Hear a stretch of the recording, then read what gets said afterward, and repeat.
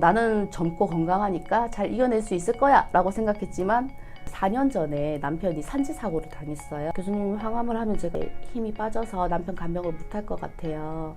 그런 상황에서 암이 걸리다 보니까 올 게 왔구나. 이 예전 직장에서 일했던 팀장님이 불렀거든요. 이 드레싱 한 번만 해달라고. 그러니까 암은 최대한 많이 알리셨으면 좋겠어요. 정말 죽을 병 아니에요. 괜찮아요.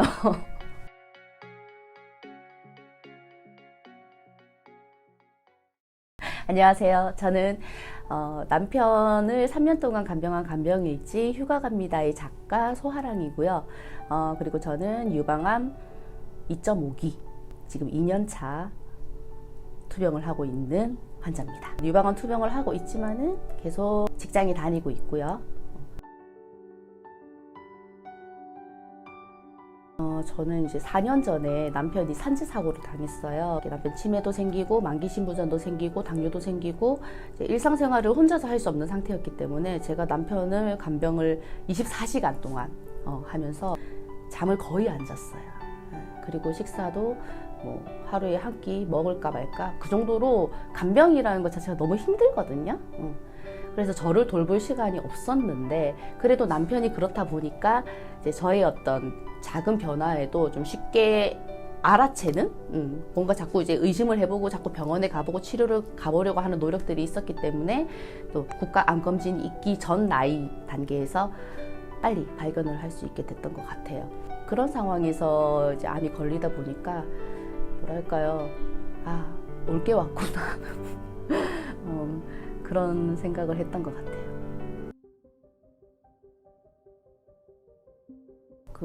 굉장히 힘이 빠지더라고요. 남편을 어떻게든 살리려고 간병하고 노력해 왔는데 막상 그걸 해야 하는 제가 진단을 받으니까 이제 끝났다.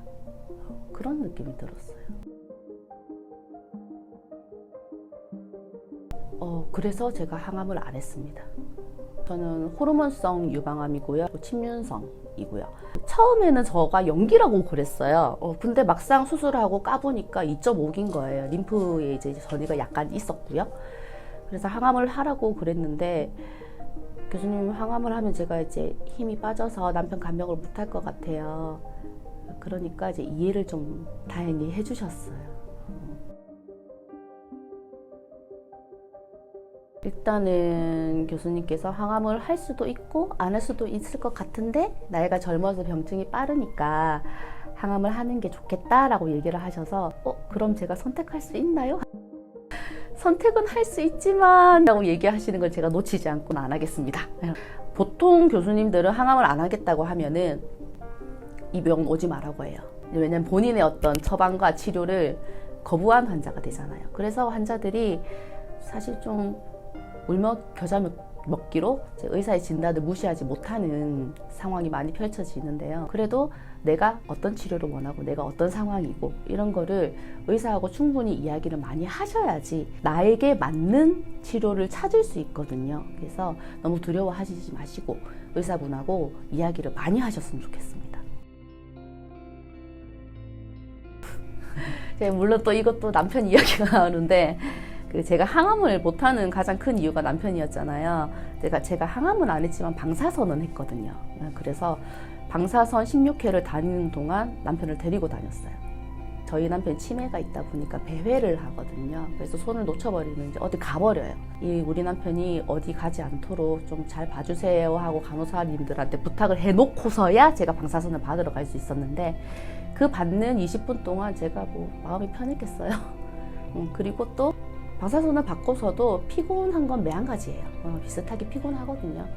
그럼에도 불구하고 다시 또 돌아와서 남편을 케어해야 되고 씻겨야 되고 또 밥을 먹여야 되고 이런 부분들이 좀 많이 힘들었던 것 같아요. 제가 쉴 수 있는 어떤 시간이 없었던 거.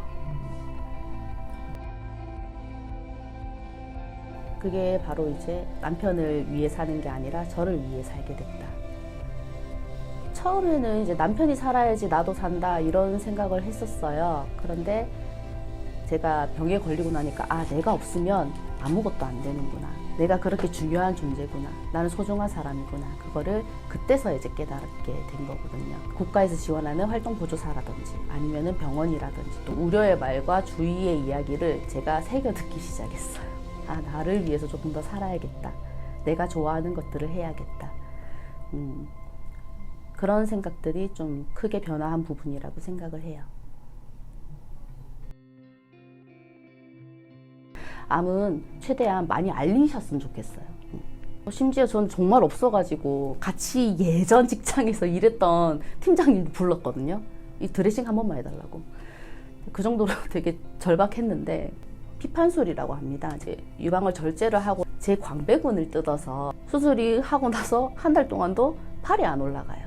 주위에서 도와줄 사람이 거의 없었거든요. 집에 와서도 소독을 해야 되는데 제가 그거를 뭐 9살 난 딸한테 시키겠어요? 아니면 또 친정엄마를 또 불러서 또 마음 아프게 시키겠어요? 해줄 사람이 없더라고요. 어떤 일이 있든지 11시 전에 잡니다. 네, 일단 잠을 잘 자야 돼요. 왜냐면 우리 몸은 잠자는 시간에 회복 사이클이 돌아가요. 그리고 잘 먹습니다. 잘 먹는 게 많이 먹으라는 소리가 아니고 영양에 맞게 적당히 먹으려고 이제 노력을 하고 있고 비타민C나 비타민 D 수액으로 좀 맞고 있어요. 운동도 꾸준히 하고 있고요. 또 주말에는 등산을 갑니다. 네, 신선한 공기를 많이 마시기 위해서. 만병의 근원은 스트레스라고 그랬잖아요. 스트레스를 관리할 수 있도록 명상이 굉장히 좋더라고요. 명상도 좀 개인적으로 배워서 매일매일 실천하고 있습니다. 외국 사이트도 좀 많이 봤어요. 요새는 그래도 번역이 돼 있어서 영알못도 알 수 있더라고요. 우리나라는 의료 이런 시스템이 잘 되어 있는데 외국은 정말 뭐 하나만 하려고 해도 엄청 비싸잖아요. 그래서 이런 대체의학이라든지 이런 게 되게 잘 발달되어 있어요. 그리고 또 이걸 함께 이야기를 나눈다고 해서 크게 이렇게 잘못됐다라는 인식을 하진 않거든요. 우리나라는 좀 보면은 이 내가 병에 걸렸다는 이야기를 꺼내는 것 하나만으로도 파장이 너무 큰 것 같아요. 그래서 그런 부분이 좀 안타깝습니다. 굉장히 필요합니다. 뭐 물론 남자도 걸리기는 하는데 대부분의 유방암은 여자가 발병을 하는 질병이기 때문에 어디 수다 떨 때 있으면 좋죠. 또 온라인뿐만 아니라 또 오프라인에서도 만나서 이야기를 나눌 수 있으면 더 좋을 것 같고요. 또 고급 정보 같은 거는 또 나만 알고 있는 정보들이 있어요. 또 이런 거는 만나야지 말을 해줍니다, 사람들이.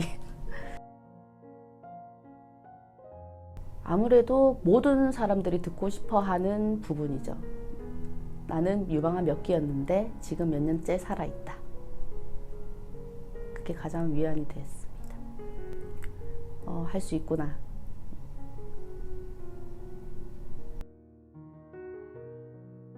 저도 그랬듯이 처음에 암에 걸리면 다 죽는다고 생각해요. 그래서 죽는 병이 아니다. 암이라는 게 무엇이다라는 거를 알려주고 싶어요. 근데 암이 그냥 몸에서 그냥 뿅 하고 생긴다고 생각을 해요. 그리고 저 사람은 안 걸리고 나는 왜 걸리지? 나한테 뭔가 잘못된 게 있었나? 하고 죄책감을 가지시는 분들도 많아요. 그래서 암이 그런 거 아니다. 암은 이렇게 발병하는 병이다 라는 거를 먼저 알려주고 싶어요. 병을 잘 아는 게 먼저 중요하고요. 그리고 나를 아는 것도 중요해요. 자신의 몸 상태를 알아야지 내가 그래도 요거를 하면은 조금 수월하겠구나, 아니면 좀 더 회복이 되겠구나 하는 판단을 적어도 미리는 할 수 있을 것 같거든요. 그런데 그런 개개인의 사정을 의사들은 또 다 판단을 해주지는 않아요. 소소로운 이야기들을 이제 커뮤니티에서 함께 이야기 나누면서 도움이 됐으면 좋겠습니다. 좀 더 많은 분들이 이런 상황도 있구나, 나만 이런 걸 겪고 있는 게 아니구나 하는 어떤 위로와 공감을 드리기 위해서 출판을 한 것도 있고요. 또 암도 마찬가지로 유튜브를 통해서 괜찮다, 이런 방법도 있고 난 이런 방법도 쓴다, 그리고 또 이런 힘든 부분도 있더라, 하지만 괜찮다, 이런 것들을 좀 많이 전하고 싶습니다.